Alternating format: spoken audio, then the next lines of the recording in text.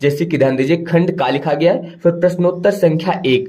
अब इसमें ध्यान दीजिए इसके सारे क्वेश्चन का आज के इस लेक्चर में मैं आप सभी को ये बताने वाला हूं कि बोर्ड एग्जाम में आप सभी को कॉपी कैसे लिखना है। इसके अलावा साथ में यहाँ पर आपको हिंदी का मॉडल पेपर भी सॉल्व कराया जाएगा, तो आप सभी की तैयारी भी होती रहेगी। इसके अलावा आप सभी को ये भी पता चल जाएगा कि यहाँ पर आपको बोर्ड पेपर में कॉपी को कैसे लिखना है, ताकि वहां पर आप अच्छे से अच्छे नंबर जो है गेन कर सकें। तो वीडियो में लास्ट तक जरूर बने रहिएगा, क्योंकि ये आप सभी के लिए जो है बहुत ही महत्वपूर्ण है। तो हिंदी का जो मॉडल पेपर है वो मैंने यहाँ पर ले लिया है। आपका हिंदी का जो पेपर होगा वो टोटल 100 अंकों का होगा। आपको लिखते टाइम बस केवल 2 पेन और इसके अलावा पटरी का यूज करना है। इसके अलावा आपको किसी और अन्य चीज की आवश्यकता नहीं होगी। वहां पर आप स्केच पेन, इसके अलावा जेल पेन का यूज ना करें, क्योंकि वो जो है बाद में आपको दिक्कत कर सकता है। तो वहां पर आप डॉट पेन का ही यूज करें, और आप जो भी पेन ले जाएंगे वहां पर उससे पहले जो है अच्छे से चलाकर आपको देख लेना है, यानी कि उससे जो है आप 1-2 पेज लिख लेंगे तो यहाँ पर जो है उस पेन की स्पीड भी थोड़ा सा बढ़ जाएगी। शुरुआत में जब नया पेन आप लेंगे तो उससे लिखने में थोड़ी दिक्कत होती है, इसलिए आपको यहाँ पर 1-2 पेज जो है उसे लिख लेना है पहले।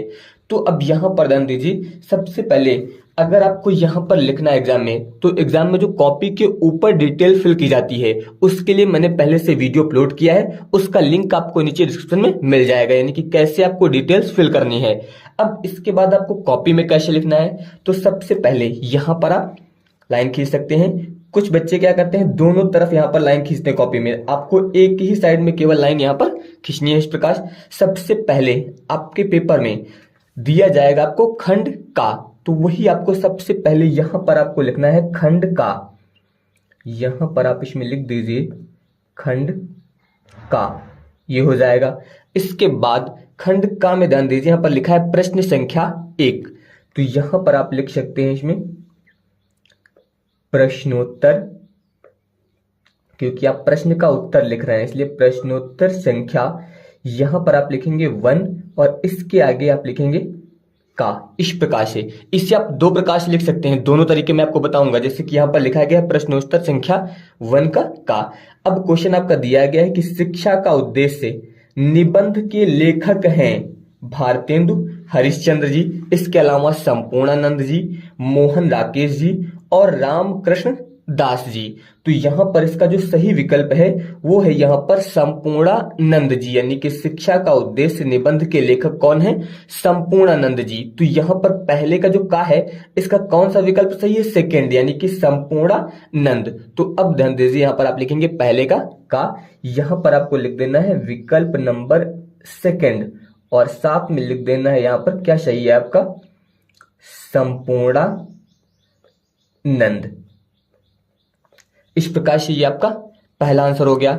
इसी प्रकार से ध्यान दीजिए अगला यहां पर आपको दिया गया है लल्लू लाल की रचना है। यहां पर दिया गया है सुख सागर, प्रेम सागर, परीक्षा गुरु, इसके अलावा रानी केतकी की कहानी। तो यहां पर ध्यान दीजिए लल्लू लाल की रचना है, ये यहां पर जो है प्रेम सागर, यानी कि इसका विकल्प नंबर सेकंड सही है। तो अब आप कैसे लिखेंगे, अब आपको फिर से यहां पर लिखना है प्रश्नोत्तर संख्या फर्स्ट, और इसके बाद अब आप यहां पर लिखेंगे खा। इस प्रकार से इसका कौन सा विकल्प सही है, इसका सेकंड विकल्प सही है यहां पर प्रेम सागर। तो यहां पर अब आप लिखेंगे इसमें प्रेम सागर। इस प्रकार से आप ये लिखेंगे। इसके बाद ध्यान दीजिए अगला यहां पर क्वेश्चन है इसमें कि पर्दा कहानी के लेखक हैं। यहां पर दिया गया है प्रेमचंद, जयशंकर, अमरकांत और यशपाल। तो यहां पर इसका चौथा विकल्प यानी कि यशपाल, ये जो है पर्दा कहानी के लेखक हैं। तो यहां पर गा का कौन सा सही है आपका, चौथा। तो अब आप यहां पर लिखेंगे इसमें प्रश्नोत्तर संख्या फर्स्ट का गा। इस प्रकार से इसका आपका चौथा विकल्प सही है, तो यहां पर चौथा विकल्प आप लिख देंगे यशपाल, ये हो जाएगा। इस प्रकार से इसके बाद ध्यान दीजिए अगला क्वेश्चन यहां पर है आवारा मसीहा के रचनाकार हैं। यहाँ पर दिया गया है विष्णु प्रभाकर, रामवृक्ष बेनीपुरी, राहुल सांकृत्यायन, इसके अलावा रागे राघव। तो आवारा मसीहा के रचनाकार जो है वो विष्णु प्रभाकर जी हैं, यानी कि यहाँ पर इसका पहला विकल्प आपका सही है। तो अब आप यहाँ पर लिखेंगे उसी प्रकार से प्रश्नोत्तर संख्या फर्स्ट का घा, इस प्रकार से आपको लिखना है। यहां पर इसका पहला विकल्प सही है, तो यहां पर इसका पहला विकल्प आप लिखेंगे विष्णु प्रभाकर। यहां पर हो जाएगा विष्णु प्रभाकर। वहां पर आपको बहुत ही अच्छे से लिखना है, आपको गलती नहीं करनी है। शुरुआत में यही सारे क्वेश्चन आपको लिखने हैं, तो शुरुआत में आपको बहुत ही ध्यान से लिखना है। आपको वहां पर बिल्कुल भी कोई गलती नहीं करनी है, ये याद रखिएगा। बहुत ही अच्छे तरीके से आपको वहां पर लिखना है।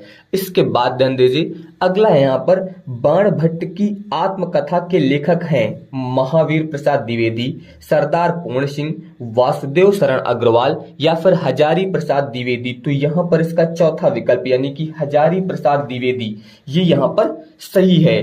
तो अब यहाँ पर लिखेंगे आप इसमें उसी प्रकार से प्रश्नोत्तर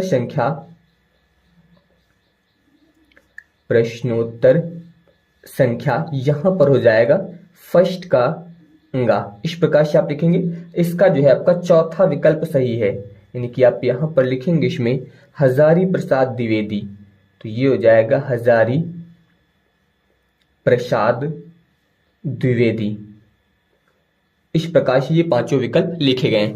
तो यहां पर आपको क्या बताया गया, पहले का का, फिर पहले का खा, गा, घा, इस प्रकार से आप ये विकल्प लिख सकते हैं। जो भी विकल्प सही है आपको केवल वही लिखना है, आपको चारों विकल्प लिखकर उसमें सही टिक नहीं करना है। जो भी विकल्प सही है केवल आपको वही एक विकल्प यहाँ पर लिखना है। अब इसे आप दूसरे तरीके से कैसे लिख सकते हैं, ध्यान दीजिए।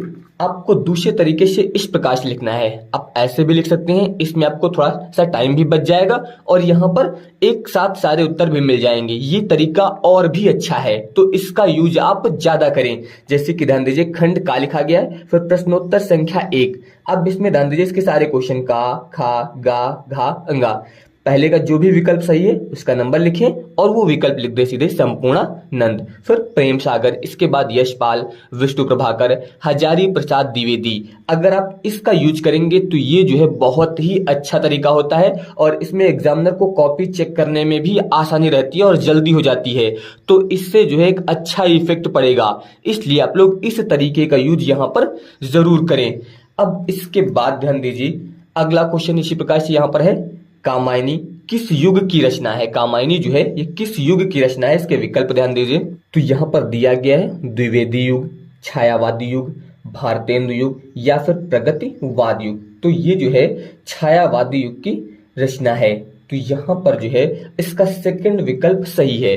तो उसी प्रकार से ध्यान दीजिए, यहाँ पर अब आप लिखेंगे प्रश्नोत्तर संख्या 2, इसका कौन सा विकल्प सही है, सेकंड। तो यहाँ पर का नंबर लिखें, इसका सेकंड विकल्प सही है छायावादी, ये हो जाएगा।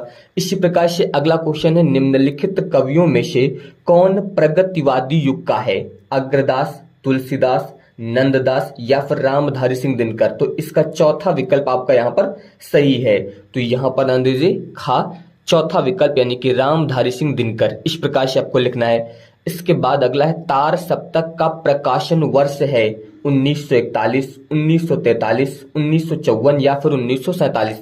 तो 1943 ये जो है तार सप्तक का प्रकाशन वर्ष है, तो उसी प्रकार से ध्यान दीजिए पर गा नंबर, इसका सेकंड विकल्प सही 1943, इस प्रकार से आपको लिख देना है।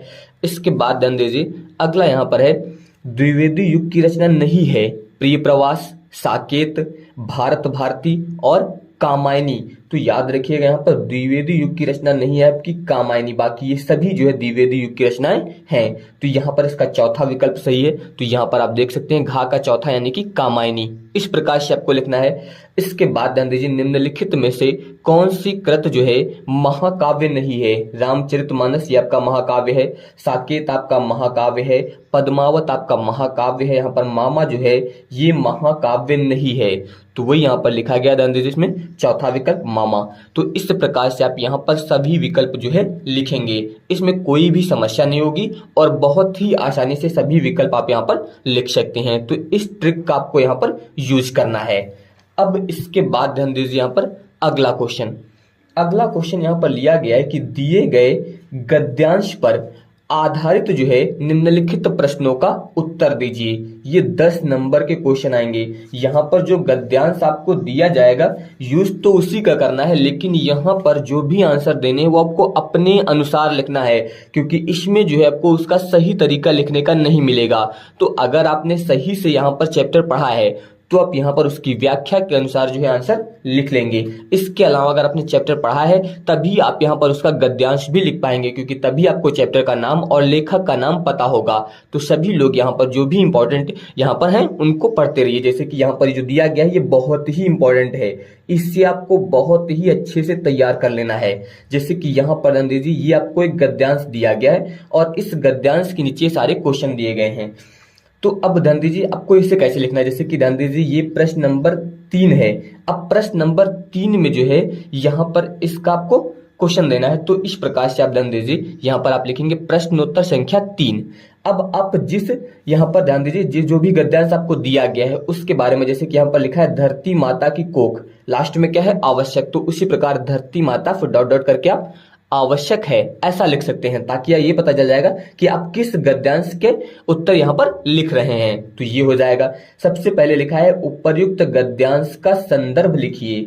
तो ये गद्यांश जो दिया है यहाँ पर, ये गद्यांश जो है आपका यहाँ पर किस चैप्टर से आया है, इसके अलावा इसके लेखक कौन है। तो यहाँ पर बात हुई है धरती माता की कोख में जो अमूल्य निधियां भरी हैं, ये जो है आपका राष्ट्र के स्वरूप नामक चैप्टर से लिया गया है। ये जो है राष्ट्र का स्वरूप इससे लिया गया है और इसके लेखक जो है वो वासुदेव शरण अग्रवाल जी हैं। लेखक इसके जो है यहाँ पर वासुदेव शरण अग्रवाल जी हैं। तो सबसे पहले आपको यहाँ पर गद्यांश का संदर्भ लिखना है, इसका जो पहला उत्तर है यानी कि जो पहला क्वेश्चन है। तो यहाँ पर ध्यान दीजिए सबसे पहले आपने प्रश्नोत्तर संख्या 3 लिखा, जो गद्यांश दिया गया था वो आपने लिखा यहाँ पर।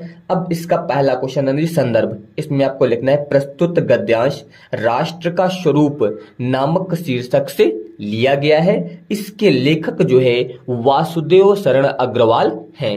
इस प्रकार से आपको यहाँ पर जो है इसका उत्तर लिखना रहेगा। इसके बाद है धरती वसुंधरा क्यों कहलाती है।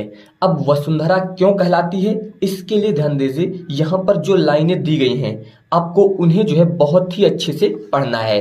तो सबसे पहले ध्यान दीजिए यहाँ पर आपको दिया गया कि धरती माता की कोख में जो अमूल्य निधियां भरी हैं जिनके कारण वह जो है वसुंधरा कहलाती है। ध्यान दीजिए कोख में जो है अमूल्य निधियां भरी हैं जिसके कारण वह जो है यहाँ पर वसुंधरा कहलाती है। और यही आपसे पूछा गया कि वो वसुंधरा क्यों कहलाती है, तो वही ध्यान दीजिए इस प्रकार से आप यहाँ पर सेकंड पॉइंट लिखेंगे और इसमें आप बताएंगे कि धरती माँ को वसुंधरा इसलिए कहा जाता है क्योंकि वह जो है अपने गर्भ में अनेक प्रकार के रत्नों को धारण करने वाली हैं। इस प्रकार से इसको आप अपनी भाषा में यहाँ पर उत्तर लिखेंगे। इसमें कैसे लिखा गया था, धरती माता की कोख में जो अमूल्य निधियां भरी हैं जिनके कारण वह वसुंधरा कहलाती हैं। तो सेम टू सेम आपको वही नहीं उतार देना है, ये याद रखिएगा, अपनी भाषा का यूज करना है। धरती माँ को वसुंधरा इसलिए कहा जाता है क्योंकि वह जो है अपने गर्भ में अनेक प्रकार के रत्नों को धारण करने वाली हैं। इस प्रकार से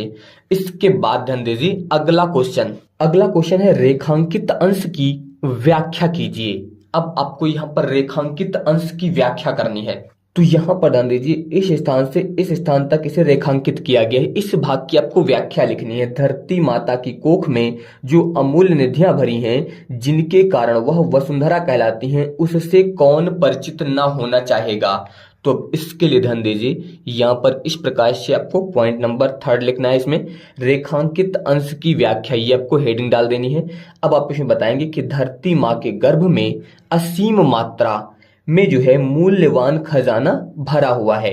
यह पृथ्वी जो है मूल्यवान वस्तुओं को विशाल कोष है। पृथ्वी जो है मूल्यवान वस्तुओं का विशाल कोष है। अनेक प्रकार के मूल्यवान रत्नों को अपने में धारण करने के कारण ही इस धरती को वसुंधरा कहा जाता है। इस तथ्य से हम सभी को परिचित होना चाहिए क्योंकि यह तथ्य जो है हमें राष्ट्रीय भावना, से जोड़ता है और आर्थिक रूप से संपन्न भी बनाता है। इस प्रकार से आपको यहां पर लिखना रहेगा। इसके बाद ध्यान दीजिए, अगला क्वेश्चन यहां पर है कि पृथ्वी की देह को किसने सजाया है। इसके लिए ध्यान दीजिए, तो यहां पर ध्यान दीजिए बताया गया कि लाखों करोड़ों वर्षों से अनेक प्रकार की धातुओं को पृथ्वी को पीस पीस कर अगणित प्रकार की मिट्टियों से पृथ्वी की देह को सजाया गया है। तो उसी प्रकार ध्यान दीजिए, इसका आंसर आप इसमें लिखेंगे, पॉइंट नंबर 4 डालना है आपको यहाँ पर। दिन रात बहने वाली नदियों ने पहाड़ों को पीस पीस कर अगणित प्रकार की मिट्टियों से पृथ्वी की देह को सजाया है। इस प्रकार से आपको इसका उत्तर लिखना है।